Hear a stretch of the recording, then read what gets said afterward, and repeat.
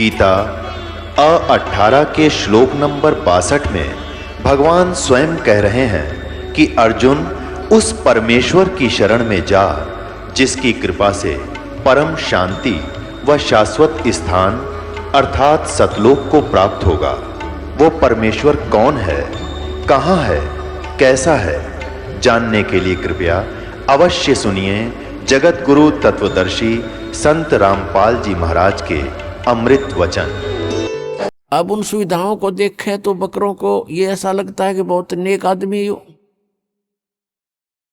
और फिर जब कहीं से ऑर्डर आ जाता है 10-20 बकरों का, उस समय ये नहीं देखता कि इसका बेटा मरेगा, बेटी मरेगी, माँ मरेगी या भाई मरेगा। वो तो लेकर डंडी लाठी और हाँक लेता है उसको। किसी का बेटा मरो आओ, चाहे किसी की बेटी, चाहे माँ या भाई या बहन, और वो जाकर के उनको कड़च कर देता है, काट देता है। तो पुण्यात्माओं, परमात्मा कबीर जी ने बताया कि धर्मदास उनकी एक परमात्मा, एक श्रेष्ठ आत्मा, अच्छी आत्मा, उनका भक्त हुआ, जिसको परमात्मा आकर मिले थे। एक विधान है परमात्मा का, परमेश्वर का, जो वेदों में भी वर्णित है, और वो लीला ऐसी करते ही हैं, और वेद भगवान की ही गुणगान करते हैं। वेदों में लिखा है कि वो परमात्मा ऊपर ध्रुवलोक के तीसरे पृष्ठ पर, तीसरे स्थान पर विराजमान है, तीसरे मुक्ति धाम में रहता है, वहां से गति करके नीचे आता है, श्रेष्ठ आत्माओं को मिलता है, उनको ज्ञान बताता है, यथार्थ ज्ञान देता है। उसी उद्देश्य से परमात्मा धर्मदास साहिब जी को मिले थे। एक बहुत ही अच्छी आत्मा परमात्मा की खोज में भटक रही थी। परमात्मा आकर उनको मिले, तब उनसे कहा था कि धर्मदास, जिसको तुम पूज रहे हो ये काल है। गीता जी अध्याय नंबर 11 के श्लोक 32 में स्वयं कहता है, मैं काल हूं, सबको खाने के लिए आया हूं, और तुम फिर भी इसी की पूजा कर रहे हो, सर्प को दूध पिला रहे हो। फिर परमात्मा ने बताया कि धर्मदास, जैसे आप जी देखते हो कि यहां कितनी सुविधाएं दे रखी है काल भगवान ने, कितनी बड़ी पृथ्वी है, इस पर कितने अच्छे मेवे लगे हैं, मेवा, काजू, किशमिश, फल लगे हैं, सेब, संतरे, और कनक, गेहूं, चना, बाजरा, ज्वार, मकई, और फिर कभी वर्षा हो जाती है, झरने बह रहे हैं, दरिया बह रही हैं, नीचे जमीन में शीतल जल, मीठा जल भर रखा है। इन सुविधाओं को देखते हैं, शीतल हवा चल रही है, सूर्य उदय हो रहा, अस्त हो रहा है। इन सुविधाओं को देखते हैं तो ऐसा लगता है कि कितनी अच्छी सुविधा हमें भगवान ने दे रखी है। तो इस दृष्टिकोण से तो हम सोचते हैं बड़ा दयालु है ये भगवान, जिसने कितनी सुविधा हमें दे रखी है, कितना ध्यान रखा हुआ हमारे प्रत्येक व्यवस्था का, प्रत्येक व्यवस्था को कितना अच्छी तरह हमें दिया हुआ है, कितनी अच्छी व्यवस्था कर रखी है, सब सुविधाएं प्रदान कर रखी हैं। लेकिन उस समय हम भूल जाते हैं, किसी का बेटा मर गया, किसी की बेटी मर गई, एक्सीडेंट में पूरा परिवार का परिवार दुर्घटनाग्रस्त होकर के समाप्त हो जाता है। तो कहाँ गई फिर इसकी दयालुता? उस समय हम याद भी नहीं करते कि भगवान होता ऐसे जुल्म किया करता है, क्योंकि हम ऐसे लोक में रह रहे हैं, इस गंदे लोक में रह रहे, यहां पर ये सदा बना रहेगा, जन्म और मृत्यु, इस तरह की घटनाएं सदा बनी रहेंगी। उसके लिए परमात्मा ने कहा कि एक और स्थान है सतलोक, सचखंड। उस सतलोक में जाने से तुम्हारी ये सब समस्याओं का समाधान होगा। यहां परमात्मा कहते हैं कि मैं रोवत हूं सृष्टि को, और सृष्टि रोए मोहे, गरीबदास इस वियोग को समझ नहीं सकता कोई। परमात्मा अपनी लीला करता है, अच्छी आत्माओं को मिलता है, उनको ज्ञान देता है, उन्हीं में से, उन अच्छी आत्माओं में से आदरणीय गरीबदास साहिब गांव छुडानी, जिला दद्दर, हरियाणा वाले हैं। और उनको भगवान मिले, सतलोक लेकर गए, सचखंड दिखाया, सब व्यवस्था दिखाई, ब्रह्मा विष्णु महेश के लोक दिखाए, धर्मराज का स्थान दिखाया, और जहां प्राणी नरक में दुख पा रहे थे वो स्थान दिखाया। यहाँ का नकली स्वर्ग महास्वर्ग दिखाया, यहाँ के नकली कंस्ट्रक्शन कर रखी है, इस काल ने अपनी दुर्गा शक्ति से करवा रखी है। नकली सतलोक, अलखलोक, अगमलोक, नामी लोक नकली ब्रह्मलोक में बना रखे हैं, वो भी दिखाए। और जहां बैठकर 1,00,000 मानव शरीरधारी प्राणियों को ये आहार करता है, वो भी दिखाया। फिर अपना सचखंड दिखाया, सतलोक दिखाया, और वहां परमात्मा को देखकर, सारी व्यवस्था को समझकर संत गरीबदास साहिब जी बड़े खुश हुए। फिर परमेश्वर ने उनको वापस भेज दिया शरीर में। उस समय गरीबदास जी के शरीर की अंतोष्टि करने की तैयारी थी। मृत जान लिया था, क्योंकि आत्मा को परमात्मा निकाल ले गए थे।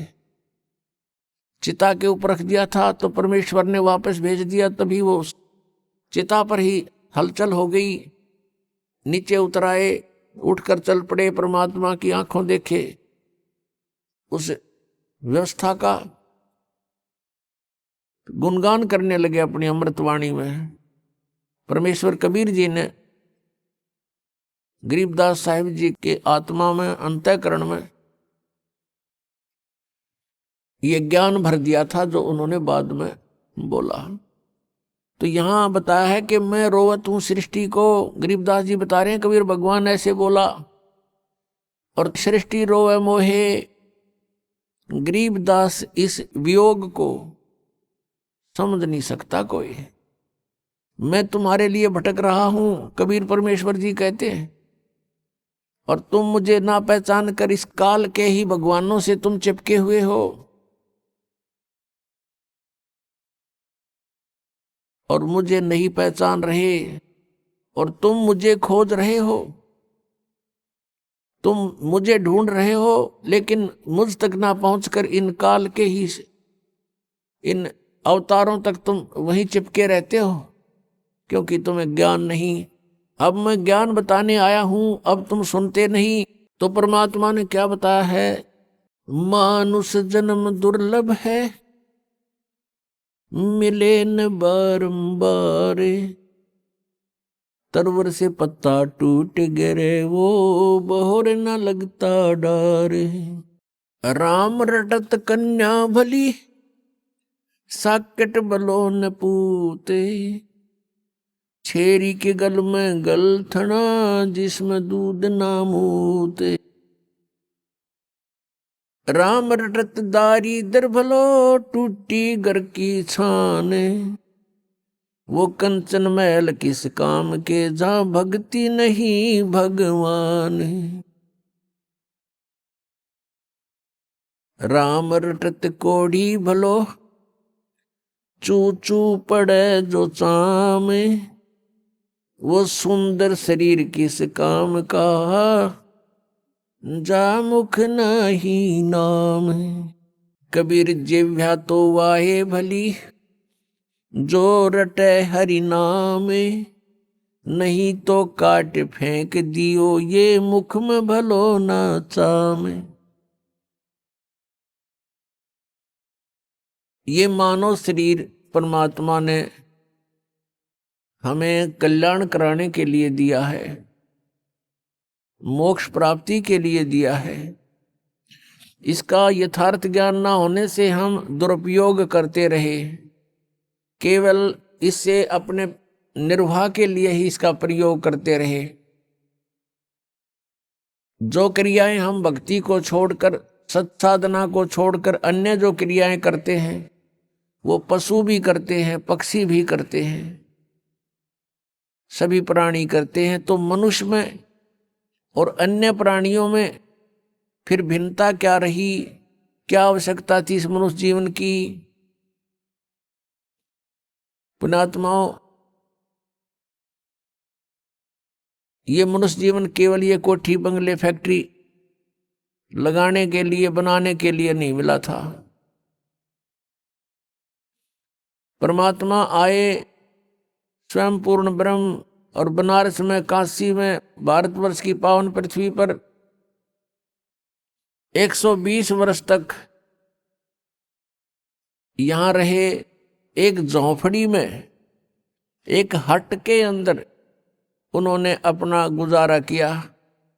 सारे ब्रह्मांडों के दाता, सतलोक के मालिक, सचखंड के निवासी, सर्व सुख संपन्न देश है वो सतलोक, और उसको छोड़कर अपने बच्चों के लिए, आपके लिए, हमारे लिए वो परमात्मा यहाँ आए और उन्होंने एक ट्रायल करी, एक रिहर्सल किया, एक उदाहरण दिया, उदाहरण पेश किया उन्होंने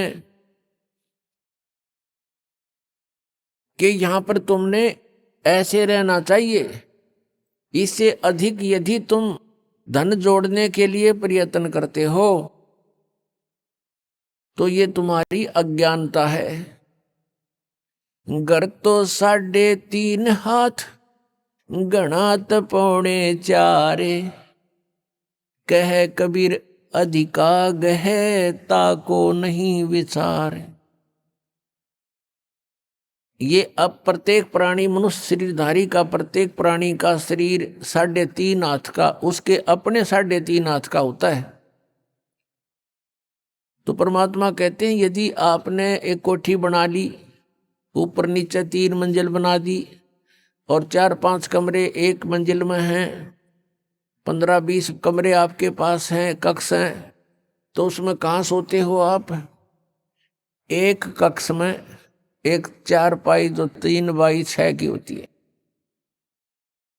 उसको किसी कोने में डाल ले उस कक्ष के कमरे के, बाकी कोठी व्यर्थ है।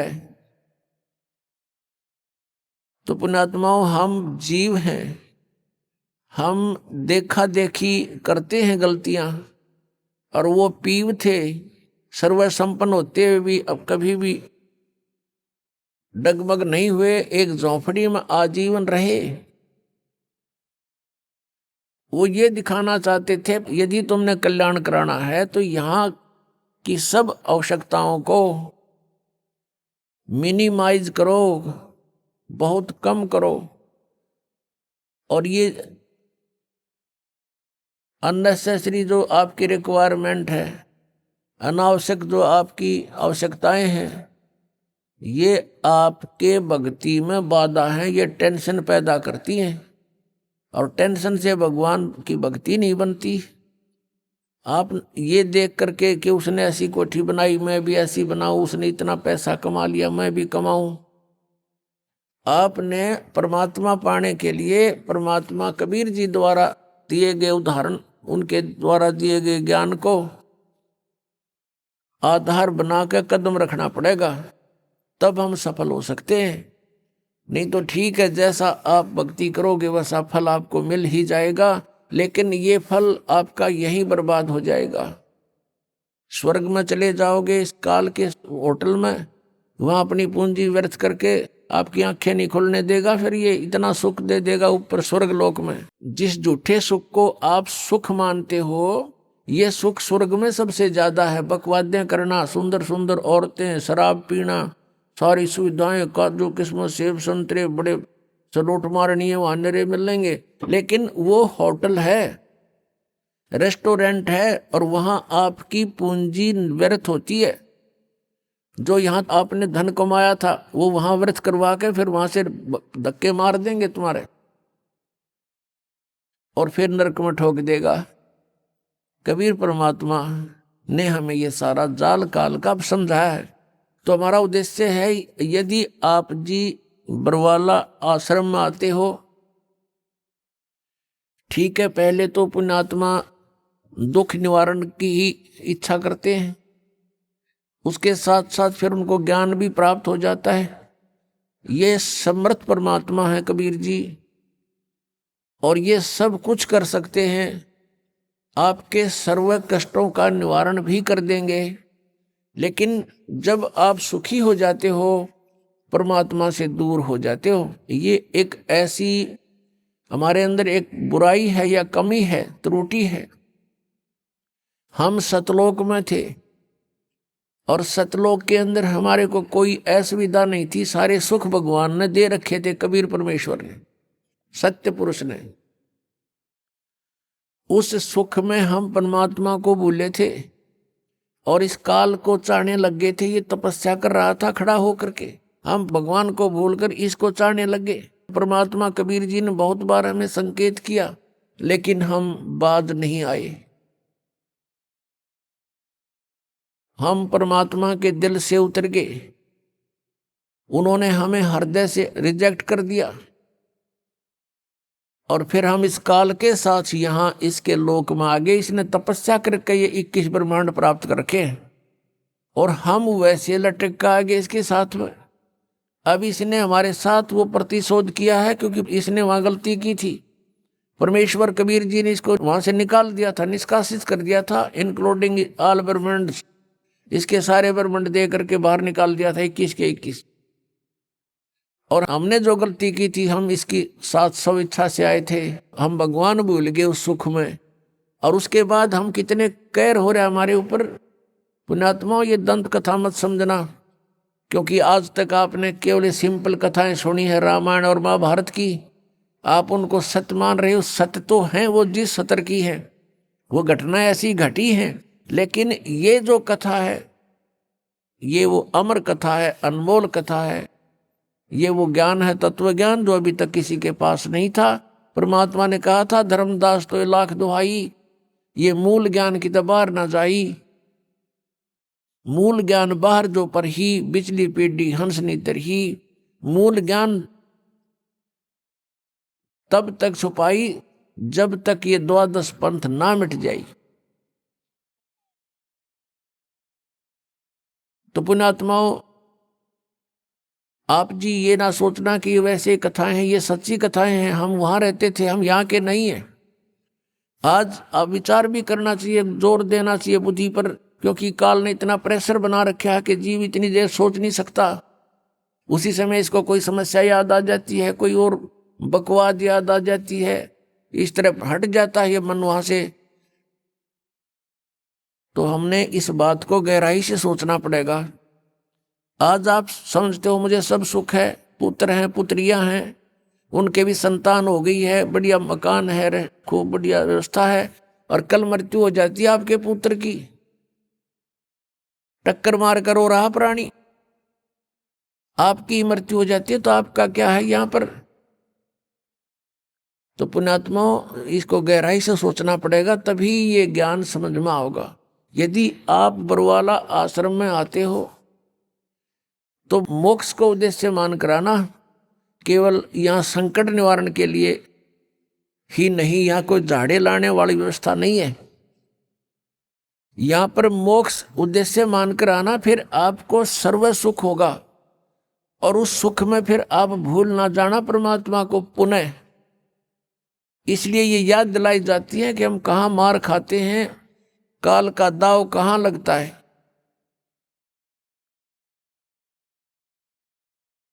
तो परमात्मा ने हमें याद दिलाया आकर के कि ये मानव शरीर जो आपको मिला है, इसका मूल उद्देश्य भक्ति करके परमात्मा पाना है।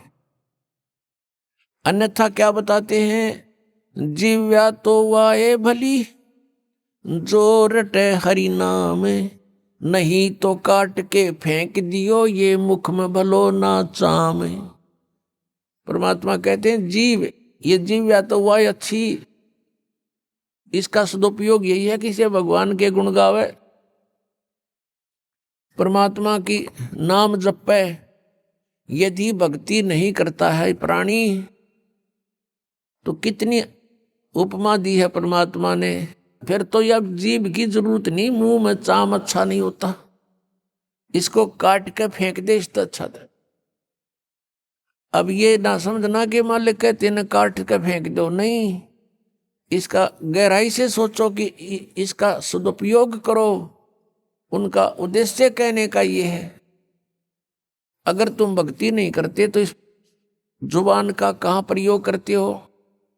जैसे कोई शक्तिशाली व्यक्ति है, बलवान व्यक्ति है, और दुर्बल व्यक्ति को इस जुबान रूपी तलवार से ऐसा जख्म कर देता है, ऐसे कुशब्द बोल देता है, वो दुर्बल व्यक्ति रोता रहता है, आत्मा बद्दुआएं देती है उसको। तो कहते हैं इतय पराई आत्मा और जीभ बांध तलवार। परमेश्वर बताते हैं कि तुम सदुपयोग ना करके जुबान का, जीभ का दुरुपयोग करते हो, दूसरों की आत्मा को चोट पहुंचाते हो और कहीं किसी की झूठी गवाही दे देते हो, या कोई सारा दिन अपने पेट के लिए 100 झूठ बोलते हो, 100 हेरा फेरी करते हो, इसे ऐसे रागनी गाते हो, गाने गाते हो, तो ये दुरुपयोग कर रहे हो आप इसका। केवल टेस्ट करते हो, स्वाद नारे नारे लेते हो जिह्वा से, तो इसका केवल इतना ही उद्देश्य नहीं था। इसका मूल उद्देश्य परमात्मा के गुण गाना और राम का नाम रटना है। फिर परमात्मा क्या बताते हैं? मानुष जन्म पाया कर नहीं रटे हरि नाम, जैसे कुआ जल बिना फिर बनवाया क्या काम। अब जैसे जिस कूप में जल नहीं है उसका नाम कूप अवश्य है, पर गुण कूप के नहीं। इसी प्रकार मनुष्य जीवन आपका है। यदि आप सतभक्ति करते हो तो मनुष्य के गुण हैं, अन्यथा मनुष्य के गुण नहीं। परमात्मा की भक्ति ना करके अन्य जो क्रियाएं वो सभी पशु पक्षी भी करते हैं, तो मनुष्य का जीवन उन्हीं के तुल्य बताया परमात्मा। क्या बताते हैं भगवान परमात्मा? हमें याद दिलाते हैं, यो सौदा फिर नाही संतो, यो सौदा फिर नाही, यो सौदा फिर नाही रे संतो, ये सौदा फिर नाही। लोहे जैसा ताव जात है, लोहे जैसा ताव जात है, काया दे सराही रे संतो, यो सौदा फिर नाही। 3 लोक और भवन चतुर्दश, 3 लोक और भवन चतुर्दश, सब जग सौदे आही रे संतो, यो सौदा फिर नाही। दुगने तिगने किए चौगने, दुगने तिगने किए चौगने, किन्हू मूल गवाई रे संतो, यो सौदा फिर नाही। यो सौदा फिर नाही रे संतो, ये सौदा फिर नाही।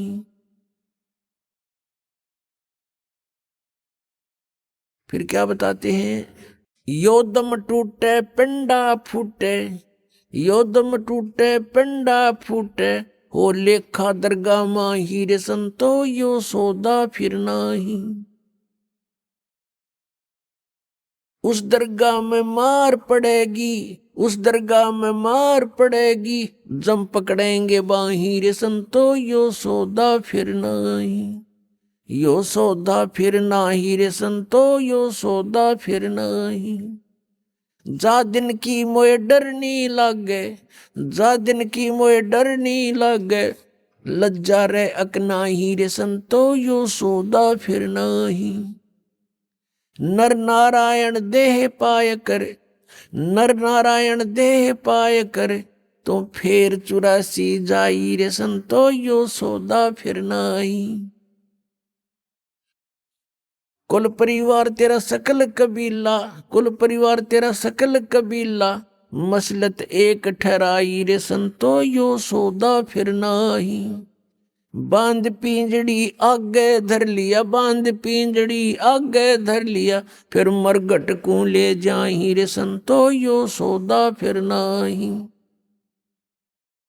अग्नि लगा दिया जद लंबा, अग्नि लगा दिया जद लंबा, फूक दिया उस ठाही रे संतो, यो सौदा फिर नाही। वेद पांज फिर पंडित आए, पुराण उठा फिर पंडित आए, पीछे गरुड़ पढ़ाई रे संतो, यो सौदा फिर नाही। यो सौदा फिर नाही रे संतो, यो सौदा फिर नाही।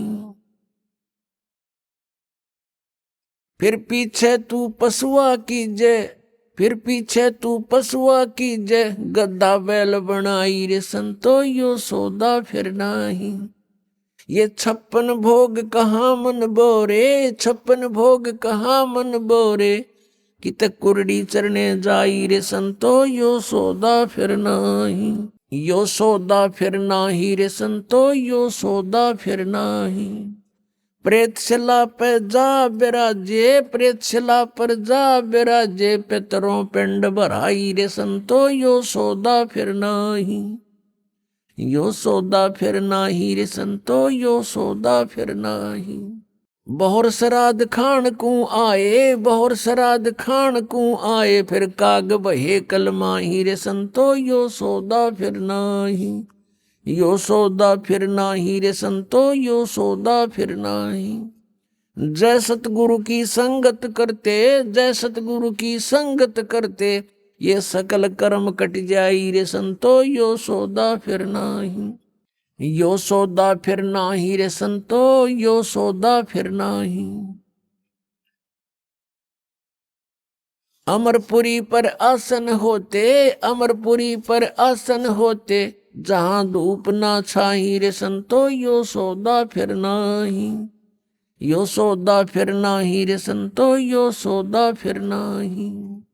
गरीबदास गलतान महल में, गरीबदास गलतान महल में, मिले कबीर गोसाई रे संतो, यो सौदा फिर नाही। यो सौदा फिर नाही रे संतो, यो सौदा फिर नाही। अपनात्माओं, आपका सौभाग्य है, आप जी को ये वचन सुनने को प्राप्त हुए हैं। अपनात्माओं, जब तक हम सतगुरु की शरण में नहीं आते, तब तक हम केवल व्यवहारिक बातें ही सुनते हैं समाज संसार से, और वो केवल एक उदर पूर्ति का ही ज्ञान होता है।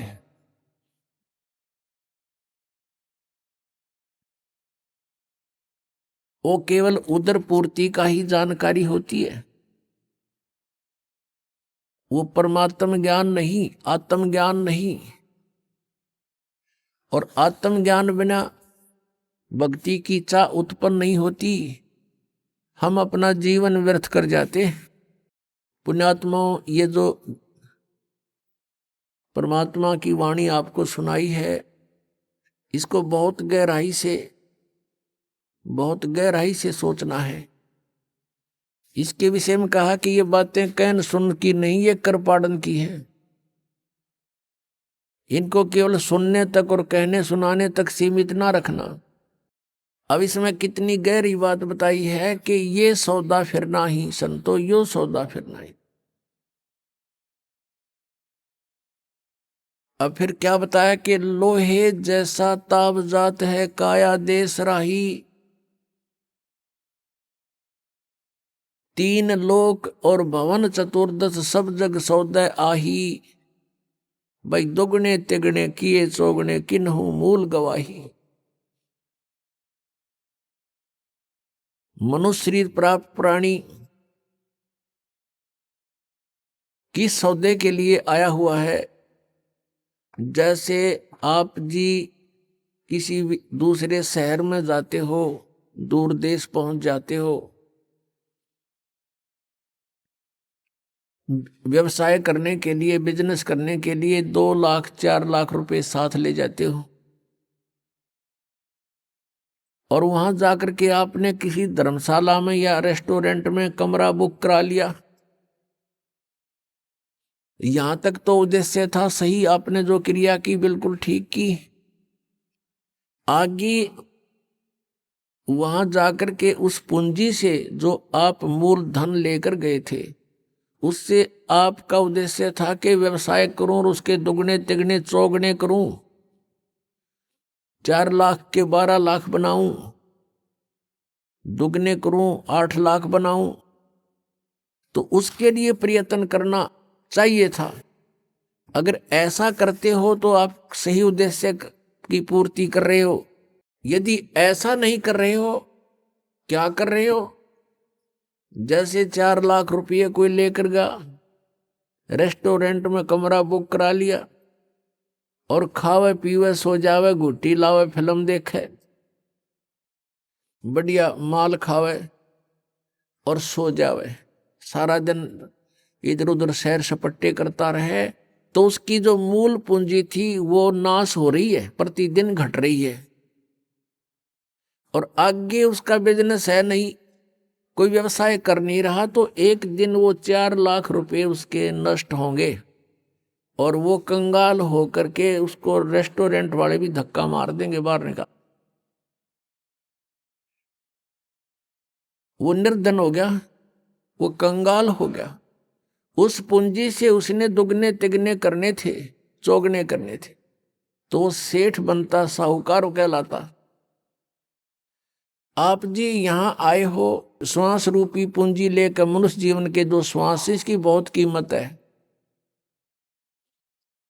परमात्मा कबीर साहब जी कहते हैं, कहता हूं कही जात हूं, कहूं बजा के ढोल, और श्वास जो खाली जात है भाई, 3 लोक का मोल। एक मनुष्य जीवन के श्वास की इतनी कीमत है, 3 लोक, पृथ्वी लोक, स्वर्गलोक और पाताल लोक, इतनी कीमत है। इनके बराबर इसकी कीमत समझ लो एक श्वास। और हम इसका सदुपयोग ना करके दुरुपयोग कर रहे हैं, तो इतनी पूंजी हम बर्बाद कर रहे हैं। इतनी वैल्यू है एक श्वास, मनुष्य के श्वास की। मनुष्य का जीवन श्वासों से निर्धारित है, और हम इसका सदुपयोग ना करके कितना व्यर्थ कर रहे हैं। तो क्या बताते हैं, ये सौदा करना था अपने श्वासों की, जो सिमरण करना था, जिह्वा से भी जाप करना था, परमात्मा का नाम रटना था, ऐसा ना करके हम इसका दुरुपयोग कर रहे हैं। तो कहते हैं, लोहे जैसा ताव जात है काया देश राही। जैसे लोहे को गर्म कर देते हैं भट्ठी में, और कारीगर उसको तुरंत निकाल करके उसके ऊपर चोटें मारता है, और उस गरम गरम पर चोट मार के वो जो चाहे सो बना सकता है, जिस उद्देश्य के लिए गर्म किया गया वो लोहा। और यदि वो तुरंत चोट नहीं मारता है, कुछ ठंडा हो जाता है, तो उसके ऊपर चाहे सारे गन्ने झाड़ ले, उसका कुछ नहीं बने फिर लोहे का, क्योंकि ठंडा हो गया, बांगा टेढ़ा हो जाएगा, बांका टेढ़ा। तो ऐसे ही ये मनुष्य जीवन जब तक आपके पास है तो आपका लोहा गर्म है, इसमें राम नाम की चोट मार लोगे तो आप इसका उद्देश्य पूर्ति कर लोगे, अन्यथा फिर बांगा टेढ़ा हो जाएगा, ठंडा होकर के कुत्ते गधे सूअर के मुख मिलेंगे आपको। ये सुंदर शरीर मनुष्य वाला नहीं प्राप्त होगा। इसी को पुण्य भी प्राप्त करने के लिए तो भी आपने भक्ति ही करनी होगी। और जिस समय आपको ज्ञान हो जाएगा तो आप तो इस मनुष्य जीवन को यहां प्राप्त नहीं करोगे, इसको प्राप्त करने का उद्देश्य सतलोक में होगा, जहां फिर कभी मृत्यु ना हो। पुण्यात्माओं, आपके ऊपर मेहर है परमात्मा। आपको ये अमर कथा, ये अनमोल ज्ञान, ये तत्व ज्ञान जो अभी तक छुपा रखा था, आपको प्राप्त हो रहा है। आपके लिए खजाना दाब रखा था कबीर भगवान ने, और आपके ऊपर मेहर बख्श दी कि आपको ये ज्ञान दिया जा रहा है। आप यहाँ अपने परिवार को अपना मानते हो, ये आपकी नहीं, ये काल की भूल भुलैया है। आप जीव संज्ञा के अंदर हैं। आपके ऊपर इतना दबाव दे दिया काल भगवान ने, तीनों गुणों के त्रिगुणमयी माया के द्वारा, के जीव के बस का नहीं है ये तो परमात्मा ने इसको विधि बताई है, इससे एंटीबायोटिक बताई है, इसका सिमरण करने से, सतनाम का सिमरण करने से, सच्चे नाम का। सतनाम कोई जाप नहीं है। और ये ज्ञान सुनने से फिर आपके ऊपर ये प्रेशर कम हो जाएगा काल का। परमात्मा हमें याद दिलाते हैं कि लोहे जैसा ताव जात है काया देश राही। ये लोहे के सा ताव मनुष्य शरीर का आपका जा रहा है। और कहते तीन लोक और भवन चतुर्दश शब्दक सौदय आही। ये सब मनुष्य शरीर प्राप्त प्राणी सौदा करने के लिए आए हुए हैं। और कहते हैं दुगने तिगने किए चौगने किन्हु मूल गवाई। पुण्यात्मा है, समझदार है, जिनको ज्ञान हो गया, उन्होंने तो दुगना तिगना चौगना कर लिया इस मनुष्य जीवन से। और किन्हु मूल गवाही, किसी ने जो सद्भक्ति नहीं करते या भक्ति बिल्कुल नहीं करते, उन्होंने तो अपनी मनुष्य जीवन की ये धन, ये मूल पूंजी नाश कर लिया। किन्हु मूल गवाही। अपने आत्मा जो भक्ति नहीं करता वो तो अपना जीवन नाश कर ही रहा है। और जो शास्त्र विधि को त्याग कर मनमाना पूजाएं करता है, नकली गुरुओं से साधना, नकली नामों का जाप कर रहा है, वो भी अपना जीवन नाश कर रहा है। वो उसी के तुल्य है जो भक्ति नहीं कर रहा है।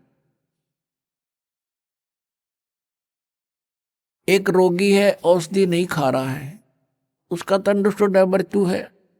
और दूसरा रोगी औषधि खा रहा है, नकली खा रहा है, तो उसकी भी मृत्यु डेफिनेट है, उसका ट्रीटमेंट नहीं है। ऐसे ही नकली गुरुओं से, इन झूठे गुरुओं से उपदेश प्राप्त करके प्राणी और इन गलत नामों का जाप करके अपना जीवन नाश कर रहा है। तो दोनों ही एक जैसे हैं, वो अंत दोनों का वही होगा। तो पुण्यात्मा, परमात्मा ने मेहर करी अपने ऊपर, स्वयं आए, अपनी जानकारी आप देकर गए, यथार्थ मंत्र बता दिए कि ये नाम जाप करो, लेकिन पूरे गुरु से लेकर, ये नकली गुरुओं से बात नहीं बनेगी। जिस समय परमेश्वर आए थे कलयुग में, कबीर परमेश्वर जी, उस समय उनके 64 लाख शिष्य हो गए थे, 64 लाख। आज किसी के 2 करोड़ शिष्य हैं, 3 करोड़ शिष्य हैं, कोई बड़ी बात नहीं, क्योंकि मीडिया का माध्यम है। और 200 200 150 वर्ष हो गए लगातार चलते आने। जब परमात्मा आए, भारतवर्ष की आबादी मुश्किल से 4 करोड़ होगी। सन 1398 से सन 1518 तक 120 वर्ष परमात्मा रहे थे। और उसमें भारतवर्ष की बहुत बड़ी सीमा थी। पश्चिमी पाकिस्तान, पूर्वी पाकिस्तान, अफगानिस्तान, बलोचिस्तान, इराक, ईरान तक, ये सब भारत ही था। और उस समय सारा मिलाकर 4 करोड़ आबादी नहीं थी। उसमें से 64 लाख शिष्य बनना, हिंदू और मुसलमान, ये कोई बालकों वाली बात नहीं है। वो समर्थ शक्ति थे। वो हम शिष्य क्यों बने थे, उसमें ज्ञान तो कोई समझे नहीं था। हम शिष्य क्यों बने थे कि परमात्मा ने हमें सुख दिए थे, हमारे ऊपर कैर टूट रहे थे पाप कर्मों के, वो मालिक ने ठीक कर दिए थे, कबीर भगवान ने। तो हम उनको गुरु मानने लगे थे। ये दयालु हैं, इन पे हमारा दुख देखा नहीं जाता, लेकिन हम इतने बुद्धिहीन बना दिए इस काल भगवान ने, हम पहचान नहीं पा रहे अपने दाता ने। और उसको ना पहचान कर हम अभी तक भटक रहे हैं या कष्ट उठा रहे हैं। तो क्या बताते हैं परमात्मा के दुगने तिगने किए चौगने किन्हु मूल गवाही। किसी ने तो इसके दुगने तिगने चौगने बना लिए, किसी ने इसका मूल धन ही नष्ट कर दिया। परमात्मा हमें ये याद दिलाने आए थे कि तुम यहाँ के वासी नहीं हो और तुम सतलोक में रहा करते थे। यहाँ पर काल भगवान ने आपको एक, आपके ऊपर इतने कवर चढ़ा दिए, स्थूल शरीर, फिर सूक्ष्म शरीर, फिर कारण शरीर, फिर महाकारण शरीर, फिर कैवल्य शरीर, और उसके अंदर आपका ओरिजिनल शरीर है। और फिर ये ऐसा शरीर दे दिया, इसमें कदे बीपी आई, कदे लो हो जा, कभी कोई बीमारी, कोई टेंशन होगी, हर समय आपको पीड़ित रखता है। इसलिए हम उस परमात्मा को पहचानने में सफल नहीं हो पा रहे। अब हम पहचानेंगे भगवान को, क्योंकि समय आ गया है। आपके ऊपर मेहर करी परमात्मा ने, जिस ज्ञान को अभी तक छुपा रखा था वो आपके ऊपर बरसा दिया भगवान ने, और थोक के बाका बरसा दिया। 1 महीने में 2-2 सत्संग 3-3 दिन के, और आप जी को फिर वहां से जमानत भी परमात्मा करवा के लाता आपकी। ये ना सोचना कि आप स्वयं आ पाओगे यहाँ पर, इधर आपका मुख भी नहीं करने दे ये काल, ये सत्कर मान लेना। और चाहे कहीं चले जाओ ये खुश रहता है। किसी राधा स्वामी में देखो करोड़ों शिष्य, धन सदगुरु में देख लो लाखों करोड़ों शिष्य हैं, वहां बेशक जाओ, पर यहाँ आने से पहले 100 बाधाएं पैदा करने की चेष्टा करता है। उसको पता है कि वो तो अपने ही हैं, पंथ हैं, काल के ही पंथ हैं। वो तो ना वहाँ नाम है ना उनका ज्ञान है, दुनिया को काल के जाल में फंसा के बैठा रखा है। और यहाँ आने से उसकी पोल पाटे सारी। तो यहाँ आपको परमात्मा लेकर आते हैं, आपकी जमानत करा के लाते हैं कि 3 दिन की जमानत, 4 दिन की जमानत करवा ले। काल की कैद है या इस कैद में हम अपना वो कर्म भोग रहे हैं जो हमें सजा मिली हुई है, और वहां से 3 दिन की छुट्टी करा के लाओ आपकी। यह जमानत पा रहे हो आप, ये समझ लेना। यहाँ कोई काम नहीं, पग परमात्मा के नाम के सिवा दूसरी बात नहीं। और यहाँ कर भी कोई और बात चलाता है तो महा अपराधी प्राणी है। आइए अब हम उन श्रद्धालुओं के अनुभव जानते हैं जो जगत गुरु तत्वदर्शी संत रामपाल जी महाराज जी से दीक्षा प्राप्त कर चुके हैं तथा उनके द्वारा बताए गए भक्ति मार्ग पर चल रहे हैं। सर नमस्कार। सत साहिब जी। सर क्या नाम है आपका? मेरा नाम जसपाल दास है जी, और मैं लुधियाना पंजाब से हूँ जी। सर संत रामपाल जी महाराज से कब जुड़े आप? हम संत रामपाल जी महाराज जी से सन 2014 में से जुड़े हम। कौन से महीने में सर? तकरीबन 6वें महीने में जुड़े हम। सर संत रामपाल जी महाराज की शरण में आने से पहले आप क्या भक्ति साधना करते थे? संत रामपाल जी महाराज जी से जुड़ने से पहले हम बाबा बालकनाथ जी की भक्ति करते थे। और बाबा बालकनाथ जी की भक्ति, क्योंकि हमारा जन्म जो था, बचपन से ही हम परमात्मा से काफ़ी जुड़े हुए थे, और हम पैदल यात्रा वगैरह भी करते थे, बाबा बालकनाथ जी पे जाते थे। सर आप संत रामपाल जी महाराज की शरण में कैसे आए? संत रामपाल जी महाराज जी की शरण में हम इंटरनेट के जरिए से जुड़े थे परमात्मा की शरण में, क्योंकि परमात्मा की कृपा से हमारा कारोबार पहले ही अच्छा था, काफ़ी अच्छा, परमात्मा की कृपा से बहुत अच्छी सेटिंग है, अब भी है, पहले भी थी। जैसे कि मन में काफ़ी तड़प थी भी, परमात्मा कहाँ है, परमात्मा कैसे मिलेगा। हम इतनी दूर से धक्के खाते, लुधियाना से पैदल बाबा बालकनाथ की गुफा पर जाना, फिर आना, 10-10 दिन के सफ़र में ही लगा देना, पैदल चलते चलते हमारे पैरों में छाले पड़ जाने, इतना मुश्किल हो जाना कि हमको आते 3-4 दिन तो होश ही नहीं रहती थी भी क्या यार, किधर। हम यही सोचते रहते थे हमको परमात्मा क्यों मिलेगा, कैसे मिलेगा, कैसे मिलेगा परमात्मा। हम यही सोचते रहते थे भी ये परमात्मा, हम इतनी दूर जाते हैं, इतनी दूर आते हैं, और सबसे बड़ी बात मन में ये ठेस लगती थी भी अगर परमात्मा पहाड़ों में है तो 2 रुपये वाली चीज़ पहाड़ों में 20 रुपये की बिकती है। अगर यहाँ पर परमात्मा है तो वो अंधे क्यों नहीं हो जाते लोग जो 2 रुपये वाली चीज़ 200 रुपये में या 20 रुपये में बेचते हैं। और भीड़ के समय वहाँ पर जो 10 रुपये, 100 रुपये या 200 रुपये नाइट वाला कमरा 5-5 हज़ार रुपये नाइट में चल रहा है। क्या चक्कर है, ये परमात्मा है या कोई ड्रामेबाजी है। यही चक्कर में हम सोचते रहते थे कि परमात्मा हमको कहाँ मिलेगा, कैसे मिलेगा। और कई बार तो ऐसे मन में आ जाता था भी हे परमात्मा मेरा सब कुछ ले लो, जो आपने मेरे को दे दिया है वो भी ले लो, लेकिन मेरे सामने आ जाओ, मुझको पता तो लग जाए परमात्मा है कौन। तो फिर संत रामपाल जी महाराज के बारे में आपको इंटरनेट के थ्रू कैसे पता चला? कैसे आपको लगा कि संत रामपाल जी महाराज सही भक्ति बता रहे हैं? जैसे कि परमात्मा पाने की तड़फ बहुत देर से थी, और एक दिन मन में आया भी परमात्मा कहाँ है, कैसे है। दुनिया इंटरनेट के माध्यम से हर चीज़ खोज लेती है, क्या हमको परमात्मा भी मिल सकते हैं। फिर बैठे बैठे एक दिन बस नेट लगवाया घर पे और शुरू हो गए। रात को काम से आए 10-10:30 बजे नेट लगाना शुरू किया और हु इज़ गॉड लिख करके सर्चिंग शुरू कर दी। और हु इज़ गॉड लिखने के बाद आया तो कुछ नहीं, मन में आया चलो यहाँ पर डेरा ब्यास है, पूरा इंडिया लेवल का एक बहुत हाई स्केल का इनका सर्कल है, क्यों ना हम इनका ज्ञान सुने, ये क्या बताते हैं, कैसे बताते हैं, देखते हैं। अगर बढ़िया लगा तो जुड़ जाएंगे, नहीं तो कोई बात नहीं है। और नेट पे हमने 3 रात लगातार डेरा ब्यास का सत्संग सुना और कुछ समझ में नहीं आया, समझ में आता भी था, लेकिन हर बात, हर बार, हर पॉइंट कबीर साहब जी से लिया जाता था। जैसे कि वो अपने सत्संगों में बताते थे, कबीर साहब ये कहते हैं, कबीर साहब प्यार से ये समझाते हैं। चलो छोड़ा, कोई बात नहीं। 3 रातें उनका सत्संग देखा। उसके बाद हमारी जो पत्नी है, धर्म पत्नी, उन्होंने डेरा सच्चा सौदा से नामदान लिया हुआ है बचपन से ही। घर वाले बोलने लगे भी आप सच्चा सौदा से जुड़ जाओ। हमने कहा चलो कोई बात नहीं, इनकी भी चेक करते हैं। नेट पर हमने सच्चा सौदा का पूरा सत्संग 20-25 मिनट का देखा। सत्संग देखने के बाद जब उनकी ड्रामेबाजी देखी तो हमको समझ नहीं आई। एक तरफ वो बोल रहे थे भी अपना एक सादगी से जीवन जियो, अच्छे तरीके से जीवन जियो, और बाद में वो कहते I am a love charger, तो हमारी समझ से बात बाहर हो गई।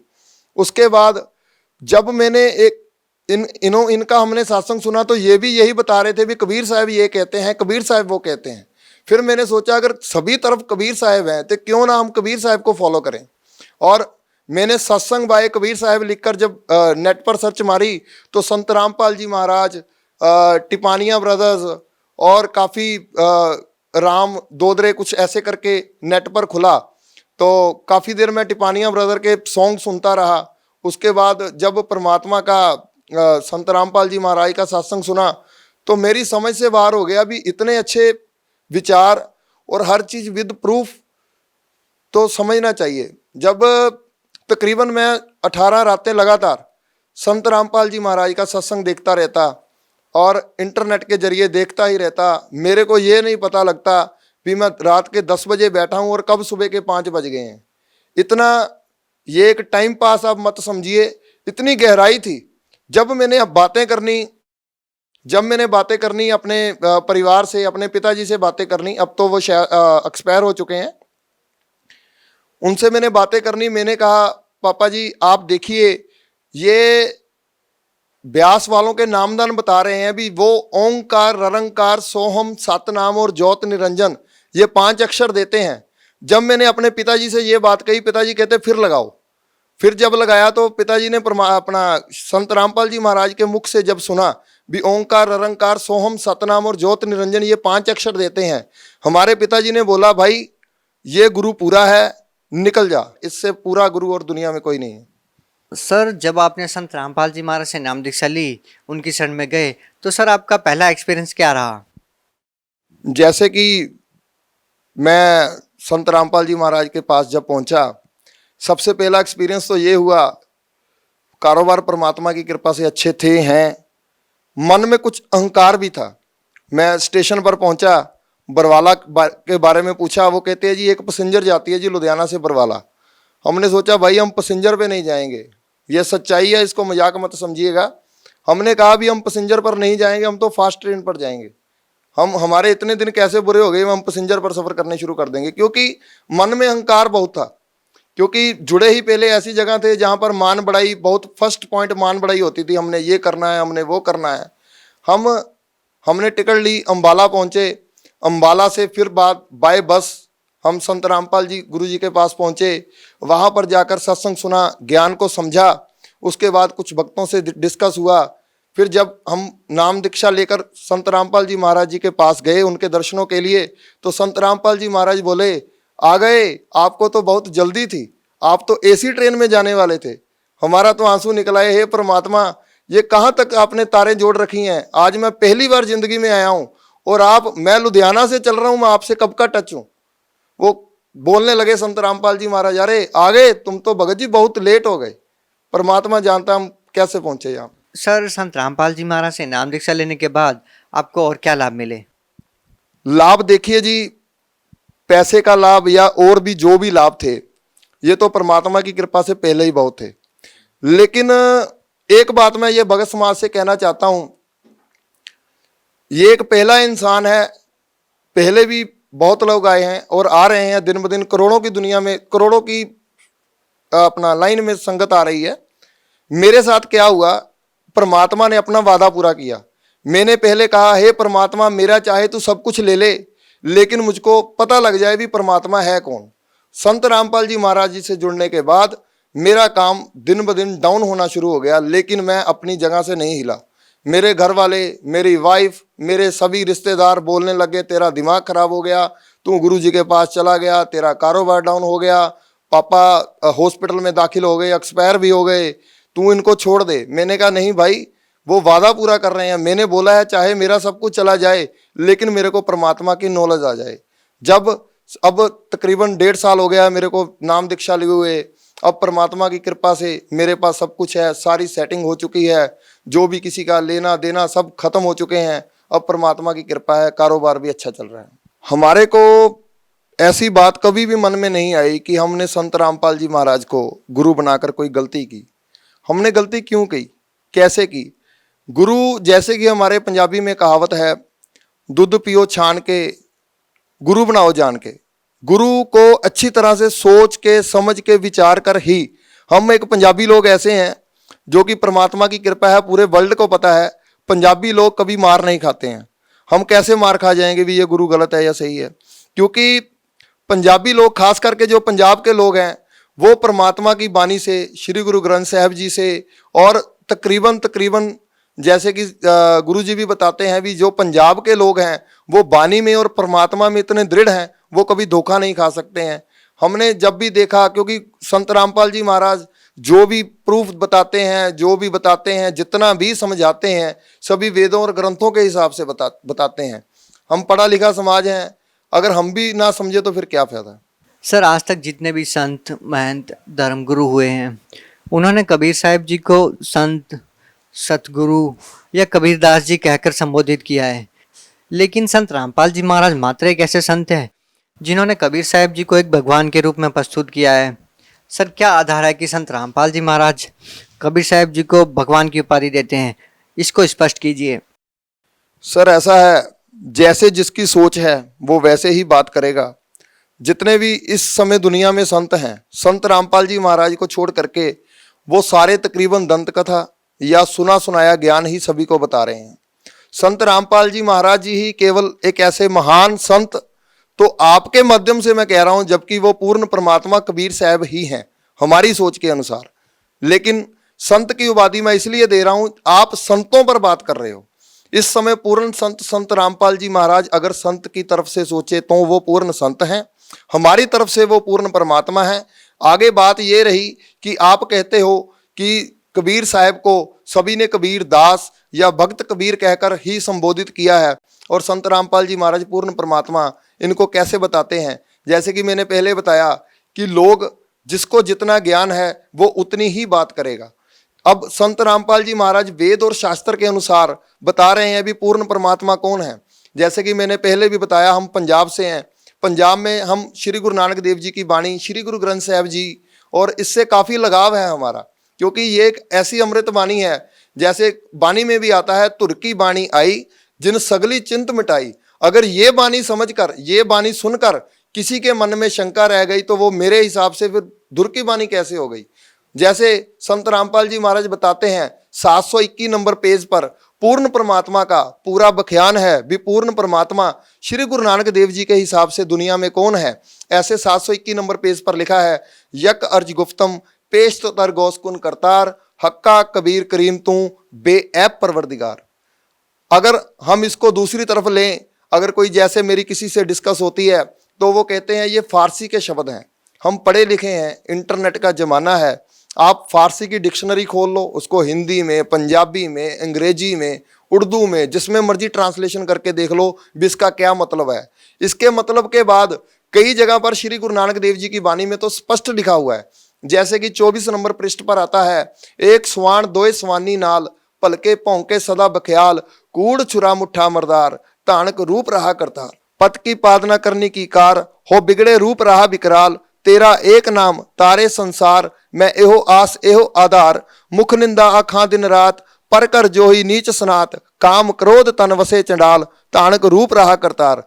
दानक के रूप में केवल, दानक का मतलब जुलाहा होता है, जुलाहे के रूप में केवल कबीर साहब ही आए हैं, और दुनिया में ना तो कोई संत आया है ना ही कोई देवी देवता आया है। इससे क्लियर होता है कबीर साहब ही पूर्ण परमात्मा है। उसके बाद 969 नंबर पेज पर, अगर आपको इससे भी समझ नहीं आ रही है तो 969 नंबर पेज पर, 969 पेज पर आप खुद पढ़ सकते हो। श्री गुरु ग्रंथ साहब की बानी में 969 नंबर पेज पर श्री गुरु ग्रंथ साहिब की वाणी में लिखा है, अब तो जाओ चढ़ो सिंहासन, मिले है सारंग पानी, राम कबीरा एक पए हैं कोई ना सके पछाणी। इससे भी स्पष्ट मेरे हिसाब से तो और कहीं लिखा हो ही नहीं सकता। सर, जैसा कि गुरुद्वारों में एक पाठ होता है, उसमें भी कहा गया है कि कबीर साहब के बारे में कुछ वाणियाँ हैं, कुछ बातें हैं, इसके बारे में स्पष्ट कीजिए। इसके बारे में सर मेरा ये एक विचार है। विचार क्या है? ये तो सच्चाई है, इसमें विचार, सच्चाई में विचारों की कोई मेरे हिसाब से अहमियत नहीं होती है। जैसे कि मैंने बताया, अभी 3 प्रूफ तो मैंने आपको बता दिए हैं। कम से कम 100 से ज्यादा proof Kabir is God, Kabir is supreme God के श्री गुरु नानक देव जी की वाणी श्री गुरु ग्रंथ साहिब जी में अंकित है। जैसे कि वहां वाणी में रोज आरता होता है, देवी देवताओं की आरती होती है, पूर्ण परमात्मा का आरता होता है। उसमें बताया जाता है, सुन संध्या तेरी देव देवाकर, अदपत आद समाई, सिद्ध समाद अंत नहीं पाया, लाग रहे शरनाई, ठाडा बर्मा निगम विचारै, अलख न लखया जाई, तत् का तेल नाम क्या बाती, दीपक लेओ उजियारा, जोत लाए जगदीश जगाया, बूझै बूझन हारा, पंजे शब्द अनाहद बाजे, संगे सारंग पानी, कबीर दास तेरी आरती कीनी, निरंकार निर्वाणी, गोपाल तेरा आरता, जो जन तुमरी भगत करनते तिनके काज सवारता। इससे बड़ा प्रूफ मेरे हिसाब से पूरे वर्ल्ड में, पूरे ब्रह्मांड में नहीं हो सकता है। सर, हम आपसे ये भी जानना चाहेंगे कि आज के दिन हिंदुस्तान में संतों महंतों की भाट सी आई हुई है। आखिर लोगों के लिए समझना मुश्किल हो गया है कि सच्चा सदगुरु कौन है, आखिर गुरु बनाया किसको जाए। आप क्या कहना चाहेंगे इसके बारे में? सच्चा सतगुरु देखो जी, भगत समाज, पहले तो भगत समाज सारे ही भगत हैं। जो कहीं भी जा रहे हैं, देवी पर जा रहे हैं, देवता पर जा रहे हैं, पहाड़ों में जा रहे हैं, नदियों में जा रहे हैं, बाढ़ में जा रहे हैं, भाड़ में जा रहे हैं, जिधर भी जा रहे हैं, पहली बात ये है भी पूर्ण संत की पहचान ये है, पूर्ण संत वेदों शास्त्रों के अनुसार ही भक्ति बताता है। जैसे कि गुरुजी भी बताते हैं, जो टीचर सिलेबस के अनुसार भक्ति, सिलेबस के अनुसार पढ़ाई करवाता है, वही टीचर है, बाकी सब अनजान है, बाकी सब बेवकूफ तरफ के लोग हैं। सर, आप भगत समाज को क्या संदेश देना चाहेंगे?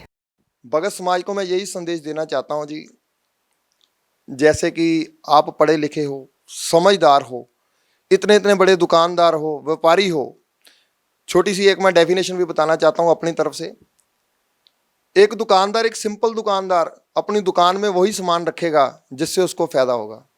8 रुपए वाली चीज अगर 10 में बिकेगी तो वो बेचेगा, नहीं तो 8 वाली, पौने 8 वाली भी वो नहीं बेचेगा। ये मानव जीवन, मानव शरीर बार बार नहीं मिलेगा, इसका हम लाभ लेकर चलें, कारोबार के साथ साथ परमात्मा की तरफ भी ध्यान दें। हम तो यही कहना चाहते हैं भी ये शरीर, मानव शरीर बार बार नहीं मिलेगा। पूर्ण संत, पूर्ण परमात्मा, मेरे हिसाब से पूर्ण परमात्मा है, आपके हिसाब से हो सकता है पूर्ण संतों, पूर्ण परमात्मा धरती पर आए हुए हैं। अपना ज्ञान, ऊट पटांग की बातें छोड़ करके, जैसे कि हम एक सी बात है, एक मोबाइल है, 5-10 हज़ार रुपये वाला भी मोबाइल है, वो भी हम बार बार बदल के कुछ ना कुछ नया देखते रहते हैं। मैं तो भगत समाज को ये कहना चाहता हूँ, आप चाहे मोबाइल की तरह ही 3-4-5 महीने ही सही केवल परमात्मा की तरफ लगा कर देख लीजिए, संत रामपाल जी महाराज की शरण पर आकर देख लीजिए। अगर आपको समझ आती है तो आप आओ, नहीं समझ आती है तो कोई बात नहीं, एक बार अपने वेदों को, ग्रंथों को चेक जरूर कर लो भी कौन हमको सही बता रहा है, कौन गलत बता रहा है। जी, बहुत बहुत धन्यवाद। साथ साहिब जी।